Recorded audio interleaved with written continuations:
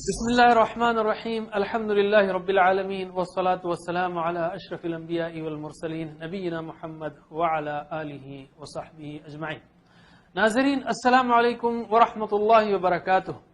آؤ قرآن اور نماز سمجھیں، اس کے 11ویں سبق کے لیے میں آپ کو خوش آمدید کہتا ہوں۔ اس میں ہم سورۃ الفلق سیکھیں گے اور گرامر میں فاعل، اسم مفعول اور مصدر فعل سیکھیں گے، اور 3 نئے الفاظ جو قرآن کریم میں 2299 بار، آلموسٹ 2300 بار۔ سورہ فلق کا تعارف لیتے ہیں۔ سورہ فلق اور سورہ ناس کو معوذتین کہتے ہیں۔ ہر نماز کے بعد سورہ اخلاص اور معوذتین کو ایک دفعہ سلام پھیرنے کے بعد اور فجر اور مغرب کے سلام کے بعد 3 دفعہ پڑھنا اللہ کے رسول صلی اللہ علیہ وسلم کی سنت ہے۔ اور حضرت عائشہ رضی اللہ عنہا سے روایت ہے کہ رسول اللہ صلی اللہ علیہ وسلم جب اپنے بستر پر آرام فرما ہوتے تو اپنے ہاتھوں میں یہ سورت اپنے ہاتھوں میں پھونکتے اور معوذات پڑھتے اور ان کو اپنے جسم پر پھیر لیتے۔ یہ بخاری و مسلم کی حدیث ہے۔ ہر قسم کے شر، حسد اور جادو سے بچنے کی یہ بہترین سورت ہے سورۃ الفلق، جو اللہ تعالیٰ نے ہم کو سکھائی ہے۔ ہم میں سے کون ہے جو شرور سے نہیں بچنا چاہتا؟ تو پھر ہم سب کو ان صورتوں کے پڑھنے کا، سمجھ کر پڑھنے کا اہتمام کرنا چاہیے، اور اس میں ہم دیکھیں گے بھی انشاءاللہ کہ اس کو ہم کس طرح اپنی زندگی میں لا سکتے ہیں۔ یہ دعا ہے، احتساب بھی، پلان بھی اور تبلیغ بھی۔ تو شروع کرتے ہیں۔ اعوذ باللہ من الشیطان الرجیم۔ قل اعوذ برب الفلق۔ قل کا مطلب کہہ دیجئے، قل یعنی کہہ دیجئے۔ اعوذ میں پناہ میں آتا ہوں، اعوذ میں پناہ میں آتا ہوں، افعل میں کرتا ہوں، اشہد میں گواہی دیتا ہوں، اعوذ میں پناہ میں آتا ہوں، باللہ اللہ کی، یہاں پر ہے بربی رب کی، اعوذ باللہ ہم نے سیکھا تھا، یہاں پہ اعوذ بربی ہے، بربی رب کی، میں پناہ میں آتا ہوں رب کی۔ الفلق یعنی صبح، الفلق یعنی صبح۔ قل اعوذ برب الفلق، کہہ دیجئے میں پناہ میں آتا ہوں صبح کے رب کی۔ تو پہلے تو جیسے ہم نے کہا قرآن سے ہمارا تعلق ڈائریکٹ ہے، پرسنل ہے، پلانڈ ہے، ریلیونٹ ہے، راست ہے، شخصی ہے، طے شدہ متعلق ہے، اس لیے ہم کو توجہ کرنی چاہیے، سمجھنا چاہیے، تصور اور احساس کا بھرپور استعمال کرتے ہوئے دعا، احتساب، پلان و تبلیغ اگر ہم کریں تو انشاءاللہ قرآن کو ہم زندگی میں اچھی طرح لا سکتے ہیں، اسے انٹریکٹ کر سکتے ہیں، تعامل کر سکتے ہیں۔ تو پہلے احساس کیجئے کہ بات کیا کی جا رہی ہے، تصور کیجئے۔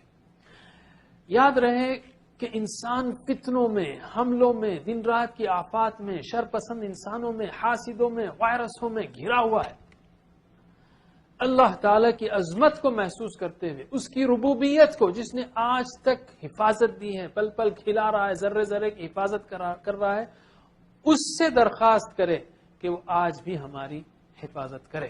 قل اعوذ، میں پناہ میں آتا ہوں برب الفلق۔ رب الفلق کے الفاظ پر غور کیجئے اور تصور کا بھرپور استعمال کیجئے کہ صبح کا رب کس طرح وہ صبح کو لے کر آتا ہے۔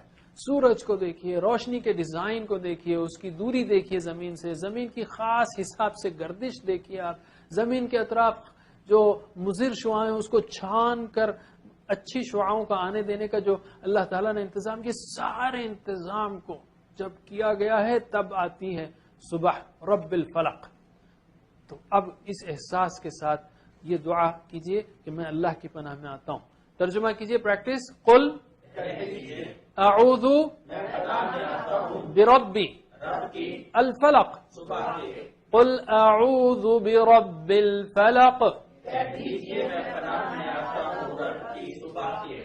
لفظی ترجمہ اور رواں ترجمہ، یہ پریکٹس آپ بار بار کر سکتے ہیں۔ ہم ذرا آگے چلتے ہیں۔ من شر ما خلق، من یعنی سے، اعوذ باللہ من الشیطان الرجیم، میں پناہ میں آتا ہوں اللہ کی شیطان سے، من الشیطان، من یعنی سے، من شر، شر سے، من شر، شر سے، اس میں من شر بہت ہے یعنی لفظ، تو من کا مطلب یاد رکھ لیجئے، من کا مطلب سے، جیسے اعوذ باللہ من الشیطان الرجیم، ٹھیک ہے، من کا مطلب سے۔ اور من، بائی دا وے من اور من میں فرق یاد رکھیے، من اور من بہت بڑا فرق ہے۔ من کا مطلب ہے کون، اور اس کو یاد رکھنے کے لیے یاد رکھیے قبر کا پہلا سوال کیا ہے؟ من ربک کا، کون ہے تیرا رب. اور من بھی بڑا دلچسپ لفظ ہے. من شروع میں آئے تو اس کا مطلب ہے کون, ہو. جیسے انگلش ہے, انگلش میں ہو پہلے آئے تو ہم کہتے ہیں کون, ہو آر یو, آپ کون ہیں. بیچ میں آئے تو اس کا مطلب ہوگا جو. I am the one who met you yesterday, میں وہ ہوں جو آپ سے ملا تھا. تو اسی طرح عربی میں بھی من شروع میں آئے تو کون ہے, من ربو کا, اور بیچ میں آئے تو جو ہے. خیرکم من تعلم القرآن, تم میں سے بہترین وہ ہے جو سیکھے قرآن کو اور سکھائے اس کو. من شر, شر کے دو معنی ہیں, برائی اور تکلیف. تکلیف جو پہنچ سکتی ہے, درد ہے, یہ بھی شر ہے, اور برائی یہ بھی شر ہے. اور اردو کے کئی الفاظ ہیں اسی سے ملتے جلتے, شر پسند, شر انگیز, شرارت, شریر. من شر, شر سے. ما یعنی جو. ما لفظ جو قرآن میں 2155 بار آیا ہے, بہت ہی قیمتی ہے, اور اس کے اور بھی معنی ہیں جو ہم دیکھیں گے ابھی. ایک تو عربی بول چال کو یاد رکھیے, عربک ورلڈ میں لوگ جو ہے فی اور معافی کا استعمال بہت کرتے ہیں. فی کا مطلب ہے, اصل میں فی ہی ہے, وہ اس میں ہے. فی کا مطلب ہے, اور معافی اس میں نہیں ہے. ٹھیک ہے, معافی, فی معافی چلتا ہے یہاں پر, معافی یعنی نہیں ہے. تو ما کا مطلب ایک معنی ہے نہیں, ما یعنی نہیں. دوسرا معنی جو ہے اس سے یاد رکھیے کہ قبر کا دوسرا سوال کیا ہے, ما دینک, کیا ہے تیرا دین. تو معنی ایک ماں کا جو ہے معافی نہیں, ماں یعنی نہیں, یہ ایک معنی ہوا. اور دوسرا معنی ہے کیا, واٹ. دوسرا معنی ہے واٹ. اور انگلش کے جیسا واٹ ہے, جیسا ہو شروع میں آئے تو کون, بیچ میں آئے تو جو ہے, ویسے ہی واٹ شروع میں آئے تو کیا ہے, بیچ میں آئے تو جو ہے. شروع میں آئے ما دینو, کیا ہے تمہارا دین, اور بیچ میں آئے جیسے اردو میں ما تحت, جو نیچے ہے. ما تحت یعنی جو نیچے ہے. تو شروع میں آئے تو کیا, بیچ میں آئے تو اس طرح ما کے 3 معنی ہوئے, نہیں, کیا, جو. 2155 بار قرآن میں نہیں, کیا اور جو.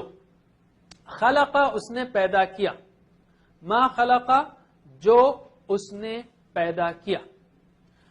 شر سے اس کے جو اس نے پیدا کیا. ترجمہ اس کا ایسا ہوگا, من شر, شر سے, ما اس کے جو خلقہ پیدا کیا, یعنی مخلوق کے شر سے. شر سے ان چیزوں کے جو اس نے پیدا کیا, یعنی مخلوق کے شر سے. یاد رکھیے اللہ تعالیٰ نے مثلا انسانوں کو اچھے کاموں کے لیے پیدا کیا, مگر بعض انسان شر پھیلاتے ہیں, ان سے آپ کو تکلیف پہنچتی ہے. اسی طرح ساری جاندار بے جان چیزوں کے شر سے ہم اللہ کی پناہ میں آتے ہیں. پریکٹس کیجئے. من شر, شر سے, ما اس کے جو خلق, اس نے پیدا کیا. من شر ما خلق, شر سے اس کے جو اس نے پیدا کیا, یعنی ان چیزوں کے شر سے جو اس نے پیدا کیا. اس کے بعد 3 خاص چیزوں کا ذکر ہے. ایک ہے غاسق, نفاسات اور حاسد. دیکھیں, من شر ما خلق, ان چیزوں کے شر سے جو اس نے پیدا کیا, تو اس میں سارے شرور آ گئے, لیکن یہاں پر 3 خاص ذکر ہے. ایک ہے غاسق, اندھیرے کے شر سے, نفاسات یعنی جادو کرنے والوں کے شر سے, اور حاسد یعنی حسد کرنے والوں کے. اور تینوں میں ایک چیز کامن ہے, انسان کو یہ نہیں معلوم ہوتا کہ اس کے پیچھے یہ کام ہو رہا ہے. اندھیرا ہے, سو رہا ہے, نہیں معلوم, یا نفاسا جادو کوئی کر رہا ہے, نہیں معلوم, حاسد سامنے بیٹھا ہے جل رہا ہے, نہیں معلوم. یہ اللہ تعالیٰ ہی ہم کو اس سے بچا سکتا ہے. الفاظ بہت اس میں سمپل ہیں. تو ومن شر ریپیٹ ہو رہا ہے اس میں. تو ومن شر کا مطلب اور شر سے, من کا مطلب سے ہے اس میں, اور شر کا مطلب شر. ومن شر, شر سے. غاسق یعنی اندھیرا, غاسق یعنی اندھیرا, غاسق یعنی اندھیرا, چھا جانے والا. اذا کا مطلب جب ہے, اذ اور اذا اس سے پہلے آیا. اذا یعنی جب. وقبہ, چھا جائے, وقبہ چھا گیا. اذا وقب, جب وہ چھا جائے. ومن شر, اندھیرا چھاتا ہے. اس طرح چھانے کا لفظ وقبہ کا ترجمہ یاد رکھیے.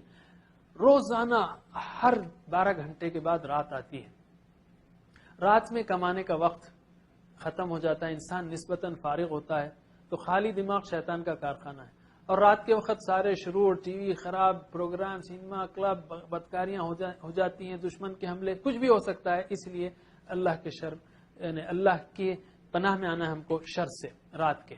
ترجمہ کیجئے. ومن شر, اور شر سے, غاسق, اندھیرے کے اذا جب وقب, چھا جائے. ومن شر غاسق اذا وقب, اور شر سے اندھیرے کے جب چھا جائے. ومن شر النفاثات فی العقد, ومن شر اور شر سے، النفاثات، نفاثہ یعنی پھونک مارنے والی، نفاثات اس کی جمع ہے پھونک مارنے والیاں، اس سے مراد جادوگرنیاں بھی ہو سکتی ہیں، اور نفس کو عربی میں مؤنث کے نفس کا لفظ مؤنث استعمال ہوتا ہے تو اس سے نفوس بھی مراد ہو سکتے ہیں، مراد جادو کرنے والے چاہے وہ مرد ہو یا عورتیں ہوں۔ تو پھونک مارنے والوں کے شر سے، فی العقد، عقد جو ہے عقدہ کی جمع ہے، عقد یعنی گرہ،